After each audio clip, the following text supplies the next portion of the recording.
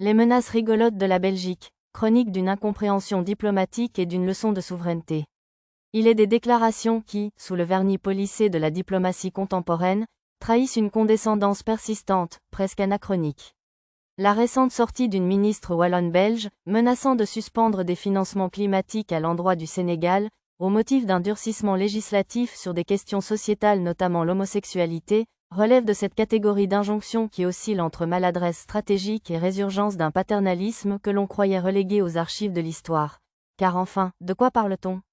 D'un État souverain qui, dans l'exercice plein et entier de ses prérogatives régaliennes, définit ses normes juridiques en fonction de son socle culturel, religieux et sociologique. Et face à cela, une tentative de chantage financier à peine voilée, dissimulée derrière les atours d'une morale universelle dont l'universalité elle-même est sujette à débat. Il faut le dire avec la rigueur que commande l'analyse, conditionnée des financements climatiques, censés relever d'une responsabilité globale face à une crise planétaire, à des choix de société interne, c'est opérer un glissement dangereux.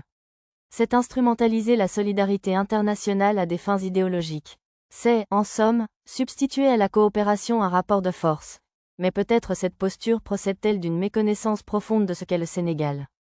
Car le Sénégal n'est pas un territoire fluctuant au gré des pressions extérieures.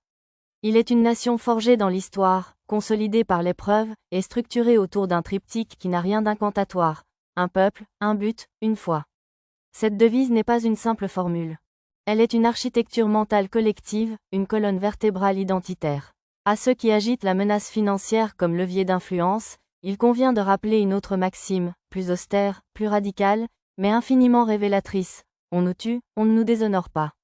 Elle ne traduit pas une posture belliqueuse, mais une hiérarchie claire des valeurs, la dignité avant toute chose. Faut-il également convoquer la mémoire pour éclairer le présent ? Les tirailleurs sénégalais, ces soldats venus d'Afrique, ont contribué de manière décisive à la libération de l'Europe, y compris de la Belgique, lors des heures les plus sombres du XXe siècle. Ils n'ont pas marchandé leur engagement. Ils n'ont pas conditionné leur sacrifice. Ils ont combattu pour une idée de la liberté que certains, aujourd'hui, semblent vouloir redéfinir à géométrie variable. Dès lors, la tentative d'intimidation apparaît non seulement vaine, mais contre-productive. Elle révèle une incompréhension des dynamiques internes sénégalaises et, plus largement, une difficulté à admettre que le pluralisme des civilisations implique aussi le pluralisme des normes. FI Daniou FY Banyen Gourdjigen. Le Sénégal, fidèle à son histoire et à ses fondements, continuera de tracer sa voie.